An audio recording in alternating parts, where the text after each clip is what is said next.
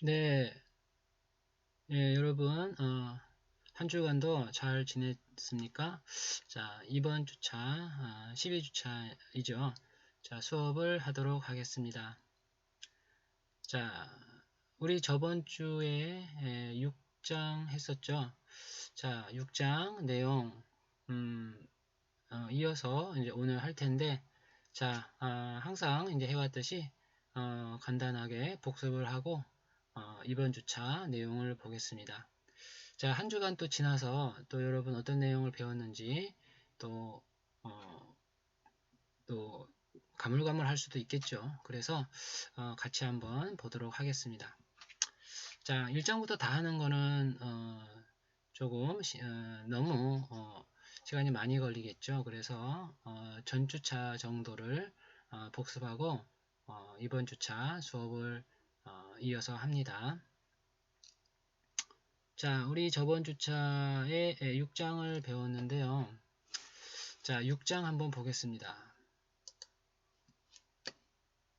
자, 주제는 자, 이런 거였죠. 자, 운동량, 충격량, 충돌 문제. 자, 이런 내용을 다뤘습니다. 자, 운동량과 충격량이 익숙하지 않을 수 있죠. 그러나 충돌은 우리가 흔히 들어보는 이야기죠.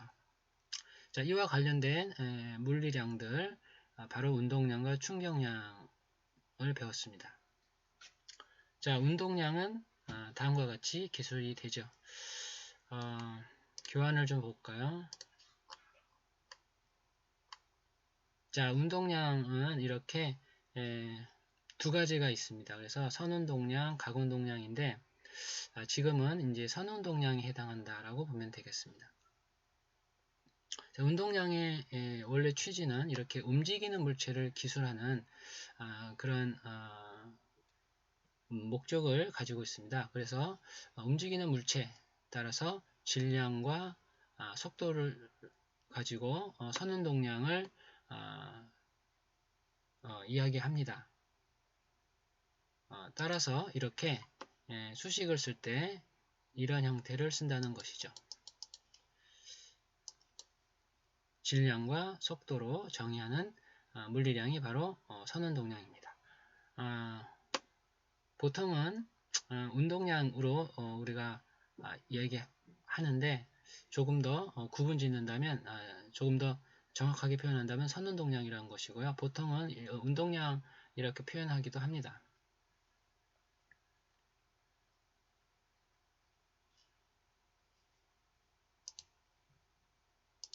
자, 그래서요, 운동량을 정의했었고, 다음은 이제 충격량을 배웠는데요. 충격량은 운동량과 연결이 됩니다. 따라서 자, 내용을 보면 충격량이 있는데요. 자, 충격량 이렇게 정의가 된다는 것이죠. 자, 힘이 가해지는 시간과 관련이 있다라고 할 수 있겠고요. 자, 운동량과는 같은 단위를 사용합니다. 킬로그램, 미터/퍼 초라는 단위를 사용합니다. 자, 충격량, 운동량은 연계가 되는데요. 여기 보이는 것처럼 이렇게 연계가 됩니다. 충격량은 운동량 변화량과 같다라고 할 수가 있겠어요. 자, 이것을 운동량, 충격량 정리라고 표현을 합니다.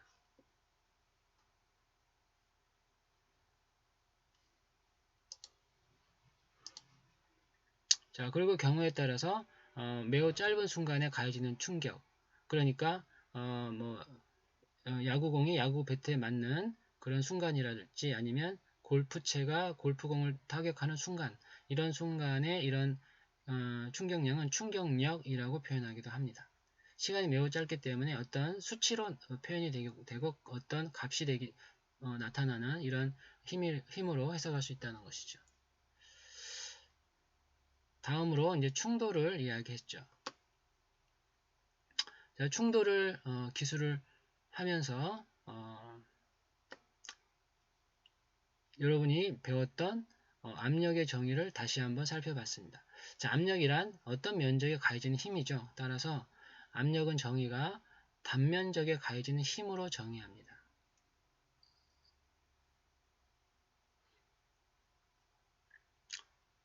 자, 여기서는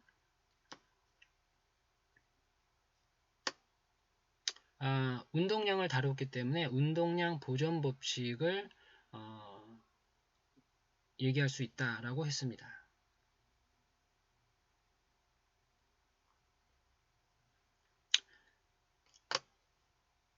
자, 이 충돌은요, 단순히 1차원 충돌을 이야기를 할 수도 있고, 자, 그 다음 조금 차원을 높여서 2차원 충돌을 얘기할 수가 있습니다. 자, 우리 앞서 시간에 이야기했던 충돌은 1차원 충돌을 살펴봤습니다. 그래서 이번 시간 이후에는 이제 스치는 충돌이라는 제목의 2차원 충돌을 살펴볼 이제 그 순서인데요. 먼저 1차원 충돌부터 이제 좀 얘기를 해봅시다. 1차원 충돌은요, 두 개로 카테고리를 이제 두 가지로 구분해서 이제 알아둬야 된다라고 했습니다. 자, 충돌이지만 이제 조금 이렇게 부딪히고 좀 같이 움직이는, 즉 탄성이 없는 비탄성 충돌이 있고요. 자, 부딪히고 튕겨져 나오는 이런 좀 탄력성을 가지는 탄성 충돌이 있습니다. 자, 그리고 이 탄성 충돌과 비탄성 충돌의 차이점은 먼저 공통점은 운동량 보존은 같고요. 자, 두 개의 차이점은 에너지 보존이 되느냐 안 되느냐의 차이입니다.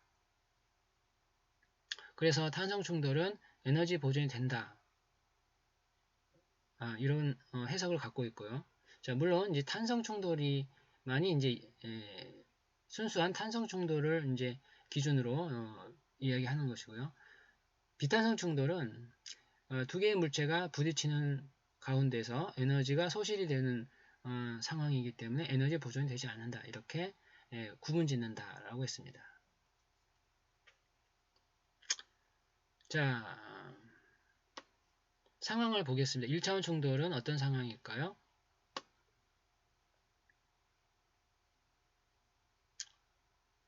자, 교재 자료를 좀 보면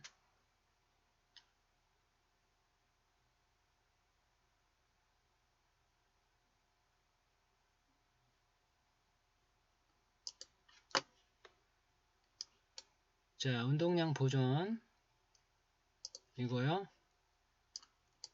자, 운동량 보존은 이런 것이죠. 그러니까 처음에 두 물체의 운동량의 총량이 자, 어떤 과정을 거치고 나중에 두 물체의 운동량의 총량, 꼭 두 물체 이상일 수도 있습니다만 이렇게 운동량의 총량이 같다라는 것이죠. 이것을 보존 법칙이라고 하는데 운동량 보존 법칙은 이런 형태로 기술이 된다는 것입니다. 자, 방금 교수님이 충돌, 1차원 충돌에서 이 두 가지 충돌 상황을 보자고 그랬죠. 자, 비탄성 충돌 상황과 탄성 충돌 상황인데, 자, 자, 조금 더 가야 될까요? 자, 보겠습니다. 먼저 비탄성 충돌 상황인데, 자, 이렇습니다. 두 물체가 부딪히고 같이 움직이는 이런 상황이라는 것이죠. 예를 들면 고무 찰흙이 부딪히고 같이 움직인다 랄지 이런 경우이겠습니다.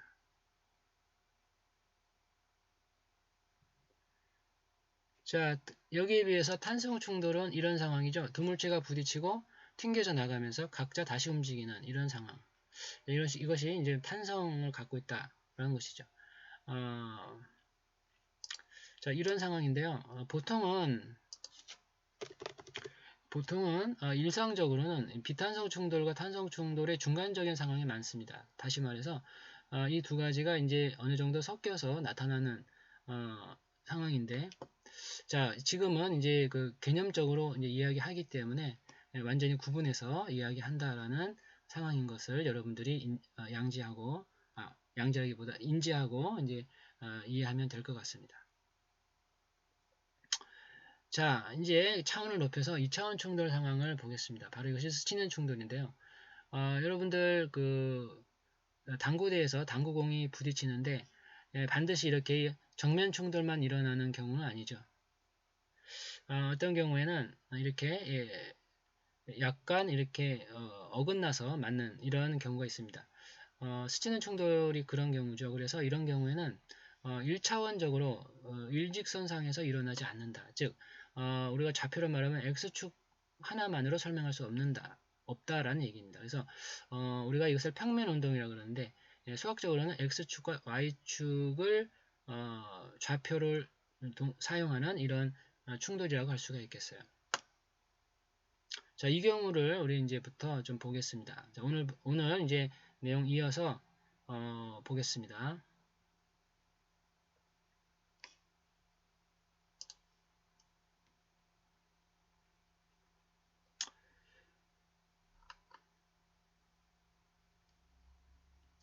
자, 오늘 내용 이것입니다. 자, 4절인데요. 6장 4절 이제 스치는 충돌입니다. 자, 이 상황을 분석해 보면 자, 다음과 같은 상황인 것이죠. 자, 그림으로 보면 이해하기가 더 쉽습니다. 그죠? 그래서 충돌하기 전의 상황이고 충돌 후의 상황이죠. 자, 이 경우에는 방금 교수님 얘기했듯이 일직선상의 충돌이 아니고 약간 비껴 맞기 때문에 자, 두 공은 X축 상으로만 움직이질 않고 Y축이 필요한 이런 평면 운동으로 해석할 수가 있다는 것이죠. 자, 이 상황을 이제 2차원 충돌로 이제 이야기하는 것입니다. 자, 그러면 충돌 전에는 이랬는데 충돌 후에는 이렇게 각자의 방향으로 움직입니다. 자, 이 경우에는 자, 이렇게 물체의 움직임을 두 개의 좌표로 구분해서 이해할 수가 있습니다. 따라서 X축 성분 방향과 Y축 성분 방향인데요. 우리 여기서는 이제 삼각함수를 이용해서 X축 성분은 코사인으로 표현하고 Y축 성분은 사인으로 표현할 수가 있습니다. 자, 여러분들 중학교나 고등학교 때 이제 사인 코사인의 개념을 알고 있겠죠? 그래서 이런 개념으로 해석하는 것이고요. 자, 혹시라도 여러분들이 이제 그 사인 코사인 개념을 잘 기억이 안 난다. 그러면 여러분 고등학교 때 수학책을 좀 뒤적뒤적 해보면 코사인, 사인에 대한 해석이 나오죠. 이렇게 두 가지 방향으로 나눠서 해석한다는 얘기입니다. 자, 어디까지나 물리학 수업 시간이죠. 그렇기 때문에 이 수학 자체를 연구하지는 않고요. 이 수학을 마치 뭐라고 할까? 수학을 도구처럼 이렇게 활용한다라고 생각하면 되겠습니다. 그래서 기존에 알려져 있는 수학식이 있으면 해석의 편리성을 위해서 이렇게 불러와서 사용하는 이런 형태라고 생각하면 되겠어요. 물리학은 수학 자체를 연구하는 건 아닙니다. 그 편리성을 가져와서 이렇게 우리가 밥 먹을 때 포크나 젓가락을 사용하는 것처럼 그렇게 도구처럼 사용한다는 얘기입니다. 만약에 지금과 같은 이런 이해를 문장으로만 쓴다면 많은 문장이 필요하잖아요. 그것을 이렇게 식으로 간단하게 표현하는 것이 더 낫겠죠. 자, 수학은 물리학에서는 뭐 어렵게 하려고 하는 게 아니고 표현의 간결성을 위해서 사용한다. 이렇게 생각하는 것이 맞습니다. 자, 그러면 이 상황은 X 성분과 Y 성분으로 두 개로 나눌 수가 있다는 얘기죠. 자, 이렇게 나누는 것을 이제 보겠습니다. 이렇게 나누는 것인데 다음과 같이 두 개의 식으로 쓸 수가 있겠죠. 자, 두 개의 식으로 써봅시다. 넘어갔는데요. 자, 이렇게 두 개의 식으로 쓸 수 있습니다. X 성분에 관한 것과 Y 성분에 관한 것이죠.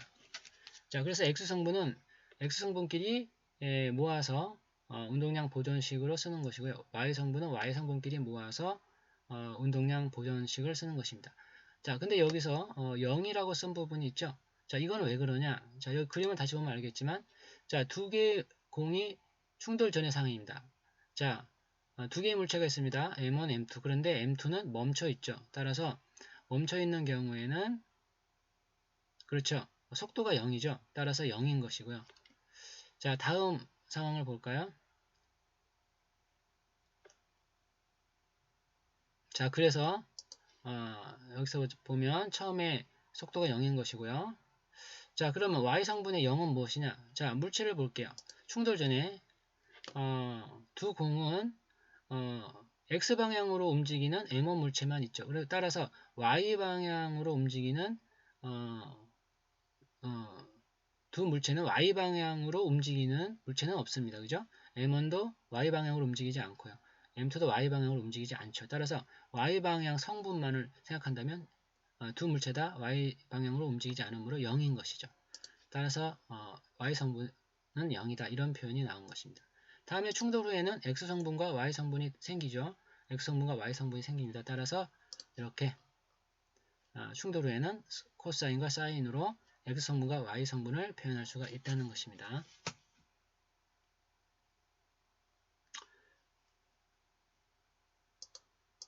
자, 스치는 충돌이었습니다. 자, 이 상황을 이제 예를 든다면 이런 경우를 생각할 수 있겠어요. 자, 예제에 있는 상황인데요. 자, 이렇게 물체가 부딪혔다고 해봅시다. 자, 좀 크게 볼까요?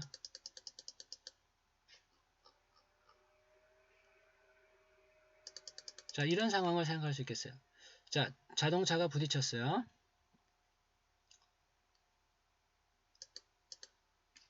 자, 여기 설명한 것처럼 이런 상황은 우리 일상에서 볼 수가 있는 흔한 상황입니다. 자, 이 교통사고가 나면 골치인데요. 단순히 차량 파손으로 끝나는 게 아니고 또 여기 타고 있는 사람들의 인사사고까지 겹치기 때문에 문제가 복잡해집니다.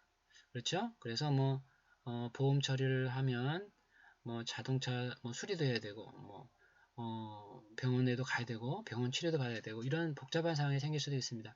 가급적 이런 충돌은 일어나지 말아야겠죠. 자, 어쨌거나 이렇게 자동차가 충돌하는 상황을 봅시다. 그러면 자동차가 부딪히고 같이 이렇게 끌려간다는 얘기죠. 그럼 이런 경우는 무엇과 유사하다고 볼 수 있냐면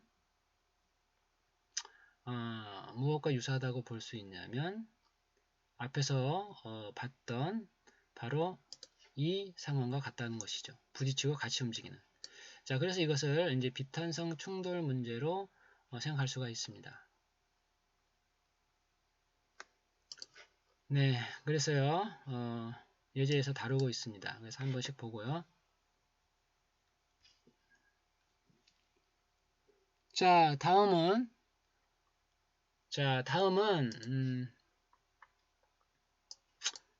자, 로켓의 추진에 관한 내용을 보겠습니다. 자, 로켓의 추진입니다.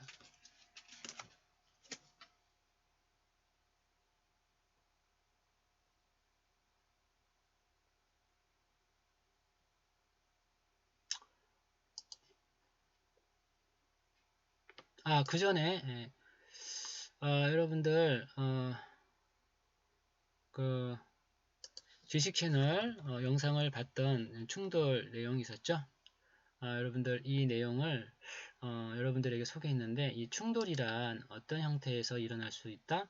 그렇습니다. 매우 작은 형태, 즉 여러분이 들고 있는 뭐 공을 예를 들어 여러분이 손에 공을 들고 있던 어떤 물체를 떨어뜨렸을 때 지표면에 충돌하는 이런 상황도 있지만 혹은 그 바닥에 떨어지는 상황이라고 할 수 있죠. 이런 것도 충돌이지만 크게는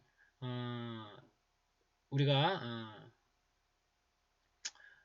상상할 수 없이 이 넓은 우주에 떠돌아다니는 행성들이 서로 부딪힐 수도 있는 것이죠. 자, 이런 충돌 문제는 우리가 관심을 가져야 되는 그런 상황이라고 할 수가 있겠어요.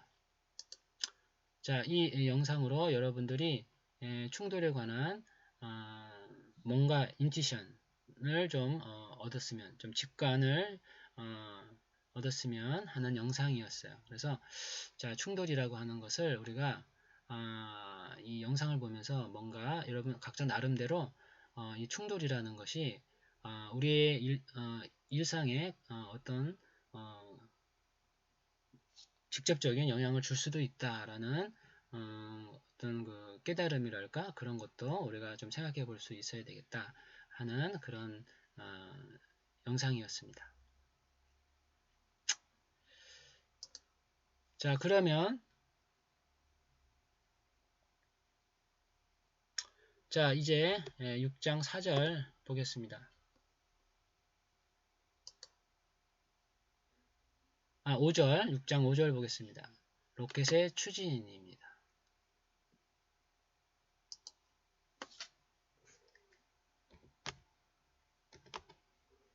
로켓의 추진.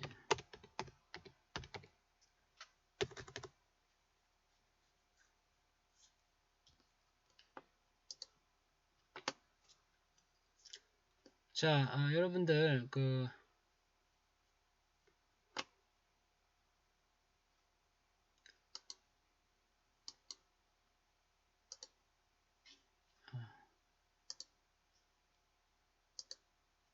자, 우리 충돌 문제를 한번 생각해 보려고 합니다.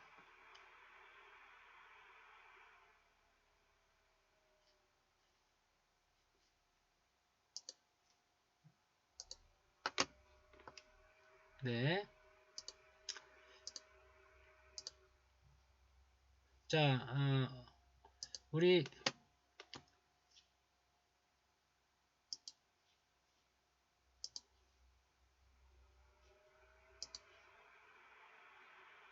다음 주제가 로켓의 추진인데요. 자, 여러분들 로켓이 추진될 때, 자, 과연 이것이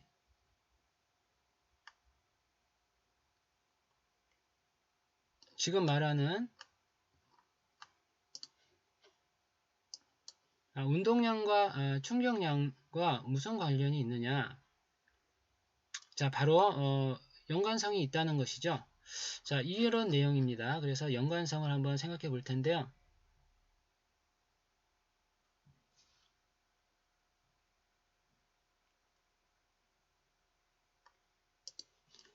네, 이 연관성에 관한 상황을 여러분들하고 보겠습니다. 자, 여기 보면 이 로켓은요, 반작용과 연관이 있는 물리적인 해석을 갖고 있습니다. 자, 무슨 얘기냐면, 자, 바로 이것이죠. 자, 우리가 배운 것 중에서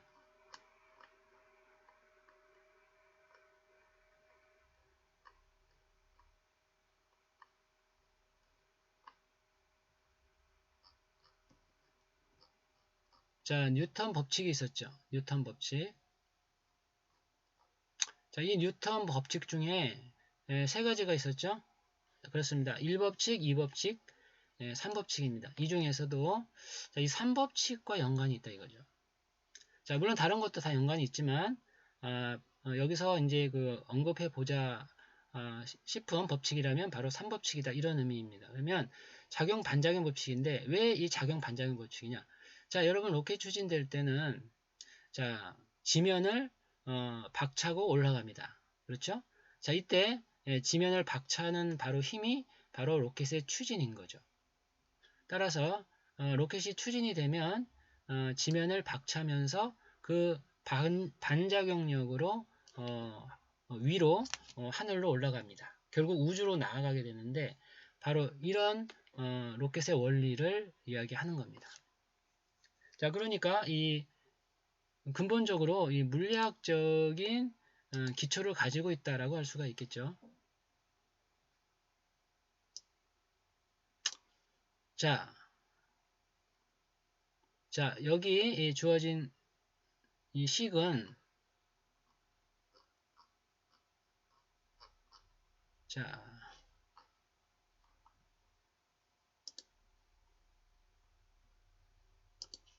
자, 여기 이 주어진 식은요.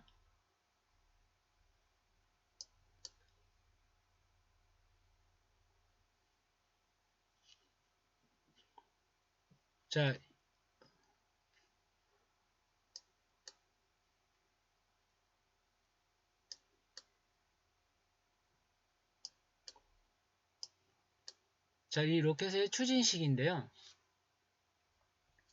자, 이렇게 연료가 소모되면서 여기 M이라고 하는 것은 매스, 그 질량인 것이죠. 우리 시간을 좀 볼게요. 자, 이번 차시는 1차시는 시간이 됐습니다. 이어서 2차시에서 이어서 하겠습니다.